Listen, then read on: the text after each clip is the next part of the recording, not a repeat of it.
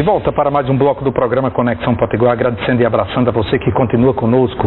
Muitíssimo obrigado pela sua indispensável companhia. Se você quiser receber as notícias produzidas pelo portal de notícias do Rio Grande do Norte, manda um zap para a gente neste número. E se quiser ver o nosso programa em qualquer horário, é só acessar www.potiguarnoticias.com.br www.potiguarnoticias.com.br. Neste bloco nós vamos falar de cultura, vamos falar de arte, vamos falar de artes plásticas. Está conosco neste momento, aqui no nosso programa, Jaider Esbel. Aqui eu agradeço a presença, tudo bem? Tudo bom. Um prazer recebê-lo. A exposição era uma vez Amazônia e está nesse momento na Livraria Nobel. Exatamente. A exposição Era Uma Vez Amazônia, ou It Was Amazon, que ela traz esse nome em inglês porque ela tem essa perspectiva de alcance global, né? Sendo o inglês a língua mais falada no mundo, a gente se comunica também nessa perspectiva.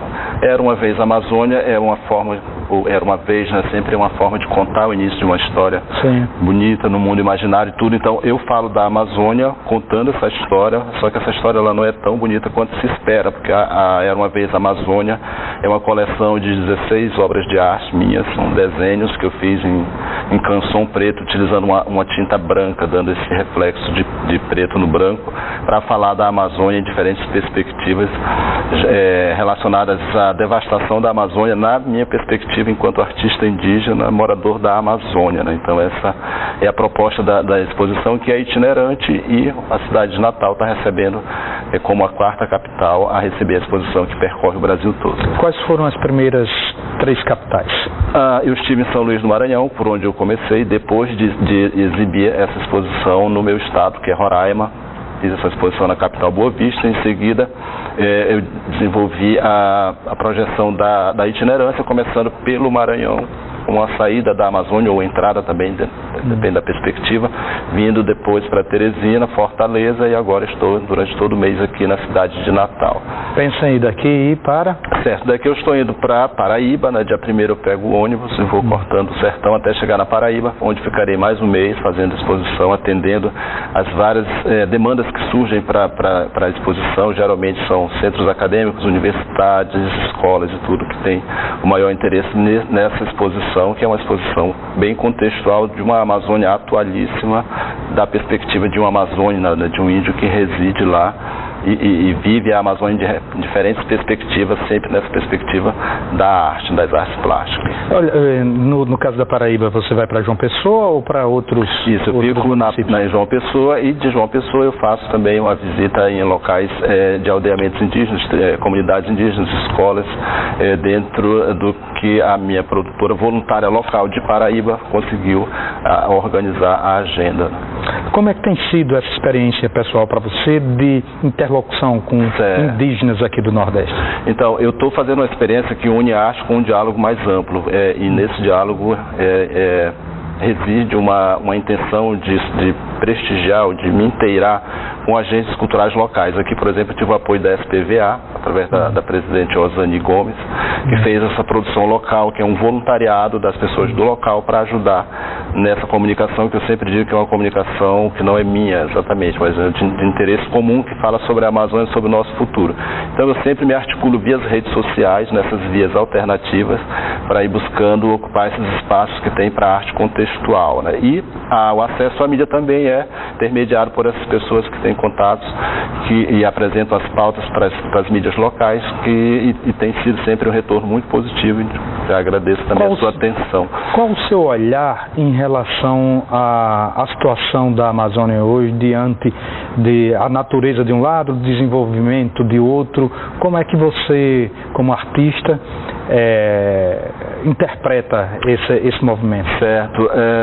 Eu, enquanto artista, como comunicador, enquanto indígena, porque eu nunca consigo ver uma coisa solta da outra, sempre um conjunto de visões e realidades, né? Então, eu venho da Amazônia, vivi uma história de contato já com esses invasores, com esse próprio sistema de industrialização, de modernização da Amazônia. Então, eu sou um fruto disso, e é claro que eu vivo nisso, usufruo dessa modernidade, digamos, mas eu venho também de contato muito próximo com tribos isoladas ainda, nativas, que ainda moram e vivem como primitivas, como se gosta de imaginar. Então, é sempre uma perspectiva de preocupação com essa questão social, sabendo eu que as culturas que estão nesse processo de transição mais abrupto não vão ter exatamente a qualidade de vida que esse desenvolvimento promete, né? E, por outro lado, os que já chegaram nessa condição de qualidade de vida desejável não vão poder garantir, mesmo com todo o dinheiro do mundo, que os seus descendentes mais próximos tenham essa qualidade de vida, né? Então, é uma preocupação geral com a humanidade enquanto estar lidando com bens naturais de suprema estratégia para a questão própria da humanidade mesmo, né? Um equilíbrio ambiental como garantia dessa sustentabilidade ecológica, ambiental que seja e econômica. Então, é sempre uma visão muito abrangente, né? Que a arte ela vem, de uma certa forma, contextualizar isso tudo e também colocar os indígenas como conhecedores das altas habilidades de como viver plenamente na natureza, como uma possibilidade também, junto com essa alta tecnologia, para formar aí pacotes de solução que sejam coisas mais sustentáveis, prestigiando esses saberes nessas tecnologias. Você sente hoje, olhando como se dá o desenvolvimento hoje, a gente, quando estuda história, vê no passado que foi um verdadeiro extermínio. Hoje continua essa política de extermínio. Você sente que há uma maior preocupação no sentido de preservação das culturas indígenas? Eu acredito que sim.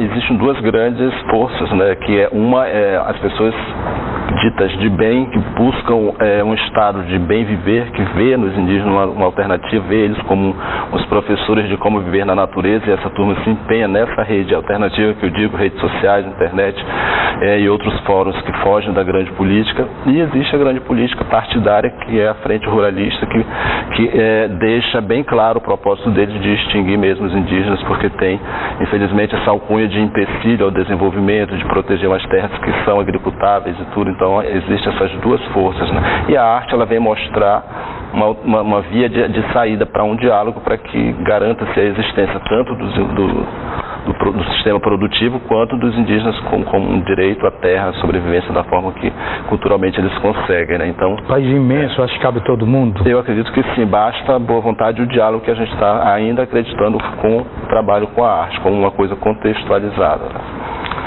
Muito bem, muito obrigado, artista plástico Geide Isbel, pela sua participação no programa Conexão Potiguar de hoje. E vamos convidar todo mundo para ir lá na Nobel, fica ali em frente, ao lado do Mido, e em frente à Escola Técnica Federal, e acompanhar Era Uma Vez Amazônia. Muito obrigado. Certo. Muitíssimo obrigado, caríssimo telespectador, caríssima telespectadora. Não sai daí, nós vamos a um rápido intervalo comercial. Antes disso, o recado do Tiago Rebolo. É com você, Tiago. Olá, Pinto Júnior, bom dia. Eu tenho uma dica importante para o amigo que está em casa nos assistindo. Todos nós precisamos transitar pelas ruas e avenidas da cidade para nos locomover, não é verdade? De automóvel, de moto, de bicicleta ou mesmo a pé, tudo o que a gente precisa é de paz e harmonia para chegarmos com tranquilidade ao nosso destino. Mas, infelizmente, nem sempre acontece dessa forma, né? Sabe por quê? Tem muita gente tomando atitude errada no trânsito. Tem gente que bebe e dirige, tem gente que usa o celular enquanto dirige, tem motoqueiro que não usa o capacete e por aí vai. Olha, fazer o trânsito que queremos depende apenas de nós. Quando obedecemos limites de velocidade, respeitamos a faixa de pedestre, mantemos uma distância de 1,5 metro ao ultrapassar um ciclista, quando não fechamos o cruzamento e quando respeitamos as vagas de idosos e portadores de deficiência. Beber e dirigir, então, nem pensar. Usar o celular enquanto dirige, esqueça, muito menos. Nas estradas, ruas e avenidas, faça a sua parte. Um trânsito seguro está em nossas mãos. Uma campanha do Detran e Governo do Rio Grande do Norte.